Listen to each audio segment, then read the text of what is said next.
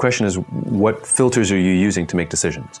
Are you making decisions based on the financial rewards? Are you making decisions based on how easy the work will be? I mean, and so if you're only chasing the mighty dollar, then you will have jobs that'll pay you a little more than the last, but are you enjoying yourself? And I talked to a guy recently who was he's in bad shape. Like, he really hates his life and he's really depressed and he doesn't know what to do.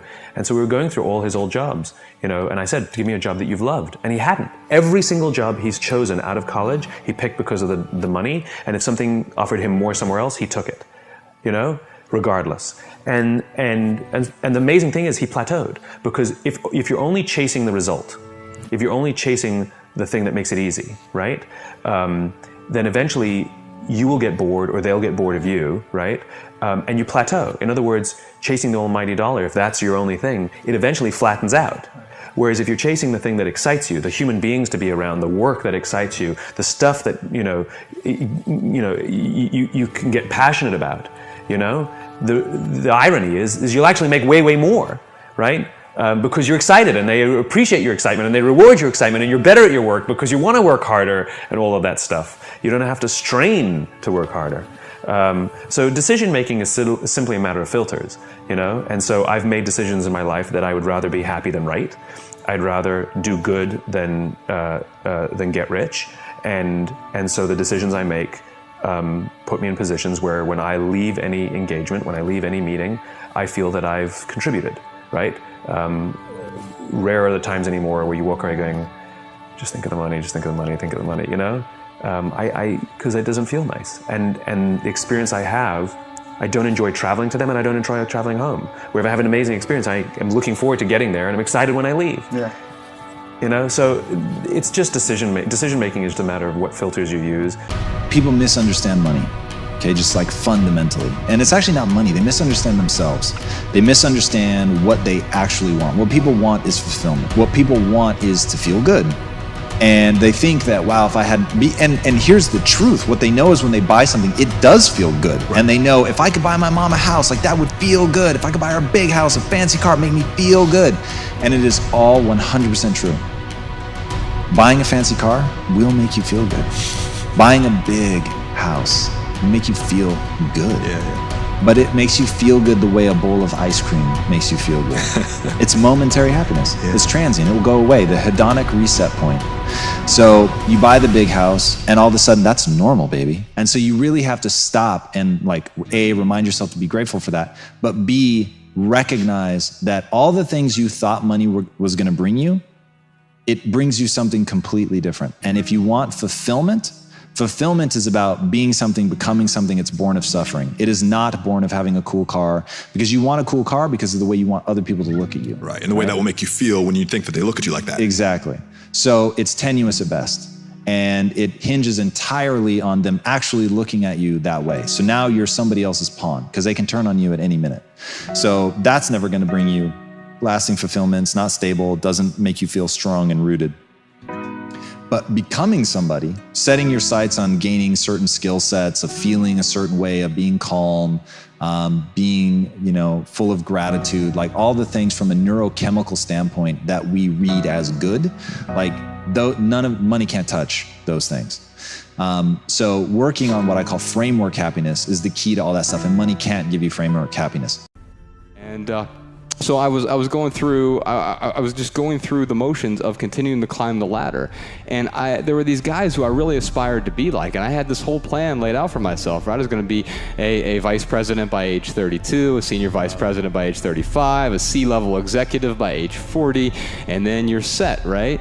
But as I climbed this ladder, I got closer to these guys and realized that many of them were kind of miserable. Yeah, they were on their third marriage. My boss had his second heart attack. I worked with a guy who was 30 years old. He was 3 years older than me, who had his first heart attack at age 30. And so, of course, what I tell myself, but I'll be different, right? I'm not going to be like those guys. But if you follow the same recipe, you're going to get the same pie that they've baked. And so I realized, you know what? I need to make some changes, but I don't know what. And then I realized I was so focused on so-called success and achievement and especially on the accumulation of stuff, the trophies of success. Like, look at me, I have 2 Lexuses, and I have this, I have that, I have the bigger house, and the golf membership, or whatever. You know. Yeah, the racket club membership. There actually. You go. Yeah. And so I had these things, and here's the thing I want to get across. So there's nothing inherently wrong with stuff. We all need some stuff. The problem isn't consumption. The problem is this compulsory consumption, buying things because that's what we think we're supposed to do. We've been sold this meme of the American dream. If you get this, then you will be happy, as if there is a template for happiness. And in fact, I think that's one of the bigger problems is we are chasing happiness.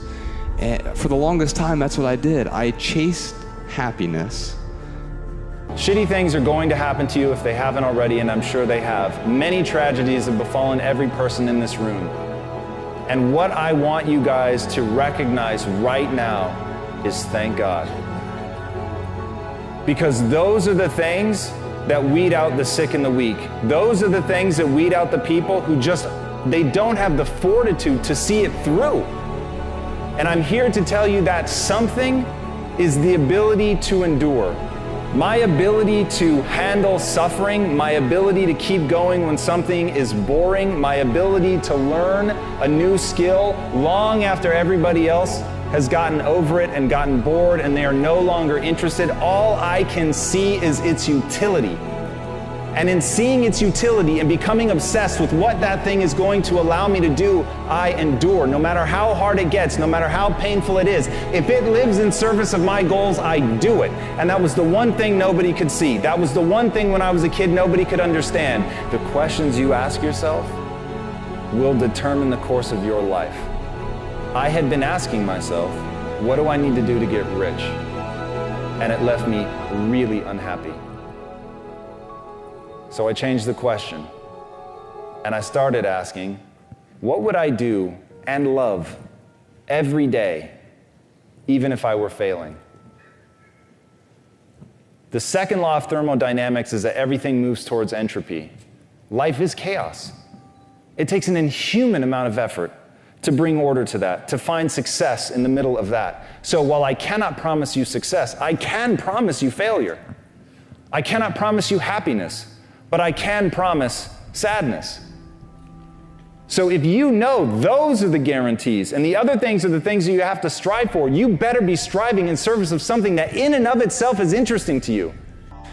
You got to figure out where you want to be this year, for the next 12 months. Figure out where you want to be and what you'd like to build for the future. So if you're not thinking about why you're doing something for this year and how it's going to support you for the coming years, then you're missing the point. You're always going to have to figure some new vision out every single year.